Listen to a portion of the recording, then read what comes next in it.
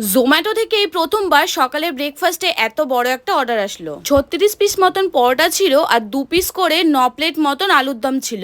আর সকালের দিকে অনেকই অর্ডার ছিল, তাই অতটা ভালোভাবে আমি কোনো ভিডিও করতে পারিনি। এক একটা প্লেটে পরোটা ছিল 4 পিস করে, তার সাথে ছিল 2 পিস করে আলুর দম। সকাল 6টা থেকে আমাদের ক্লাউড কিচেন অন হয়ে যায়। সকালের দিকে খুবই চাপে থাকে। আর তোমরা আমাকে অনেক খাবারেরই রেসিপি জানতে চেয়েছিলে। বিশ্বাস করো, এতগুলি খাবারের যখন অর্ডার আসে না, প্রত্যেকটা পার্ট বাই পার্ট না আমি ফুটেজ নিতে পারি না। তার সাথে আরেকজন কাস্টমারের অর্ডার ছিল চিকেন পাস্তা, আর ওপর থেকে আমি গার্নিশিং করে দিয়েছিলাম একটুখানি মেয়োনিজ আর একটুখানি লিকুইড চিজ। তারপরের অর্ডারটা ছিল 1 প্লেট ক্রিস্পি চিকেন, তার সাথে হট অ্যান্ড সুইট চিকেন বল। এই অর্ডারটা যে কাস্টমারের ছিল, ওই দিদিটা আমাকে ফোন করে বলল কি যে বোন, খাবারটা একটুখানি স্পাইসি আর ট্যাঙ্গি বানাবে। জোম্যাটো থেকে আমার কিছু কিছু কাস্টমার আছে যারা খাবারটা অর্ডার দেওয়ার পর আমাকে পার্সোনালি ফোন করে বলে যে তুমি খাবারটা তোমার মনের মতন পুরো বানাবে। তখন খাবার বানানোর এনার্জি আরো দ্বিগুণ বেড়ে যায়। যাই হোক, ভিডিওটা কেমন লাগলো অবশ্যই